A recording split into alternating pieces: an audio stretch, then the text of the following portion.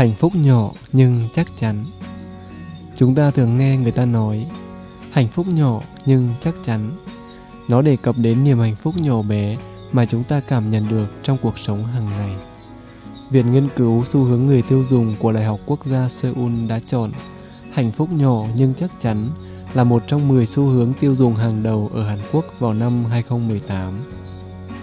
Câu nói hạnh phúc nhỏ nhưng chắc chắn trở nên thịnh hành khi một tiểu thuyết gia nổi tiếng người Nhật viết trong tập tiểu luận của mình rằng ông cảm thấy hài lòng khi cầm tay ăn bánh mì mới nướng, hoặc khi nhìn thấy quần áo được xếp gọn gàng trong ngăn tủ. Thông điệp của nhà văn là hãy sống với những niềm hạnh phúc nhỏ trong cuộc sống hàng ngày, vì hạnh phúc không cần quá lớn lao. Và thông điệp của ông đã khơi dậy được sự đồng cảm lớn từ những người hiện đại đang ngày càng ít cười. Mến thưa các bạn, trong não bộ của chúng ta có 4 thứ hormone được gọi là hormone hạnh phúc vì chúng mang đến cho chúng ta cảm xúc tích cực. Đó là hormone dopamine, hormone serotonin, hormone oxytocin và hormone endorphin. Tuy nhiên, những hormone này được cho biết rằng nó rất hạn chế trong não bộ của chúng ta. Nó dành phần cho các hormone gây nên tâm trạng tiêu cực. Vì vậy, để có được cảm xúc tích cực hàng ngày, người ta phải tham gia vào các hoạt động như thể dục, yoga, thiền, nghe nhạc, chơi game, xem phim hài.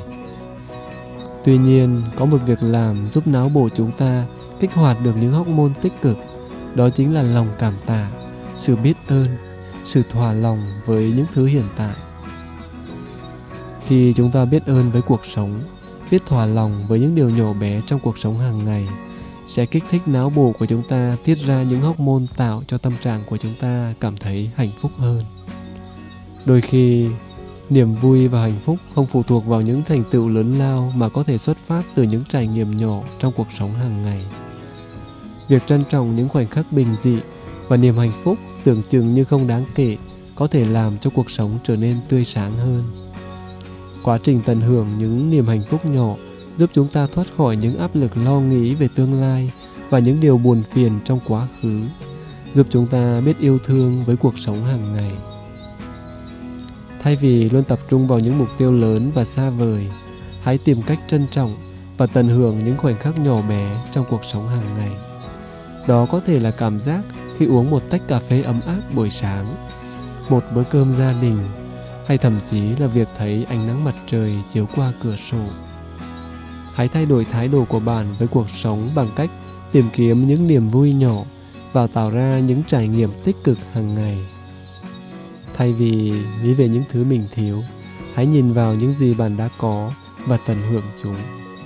Trong thế giới hiện đại với nhiều áp lực và mối quan tâm, việc tìm thấy niềm vui trong những điều nhỏ có thể giúp bạn duy trì sự cân bằng tinh thần và tạo ra một cuộc sống đáng sống hơn.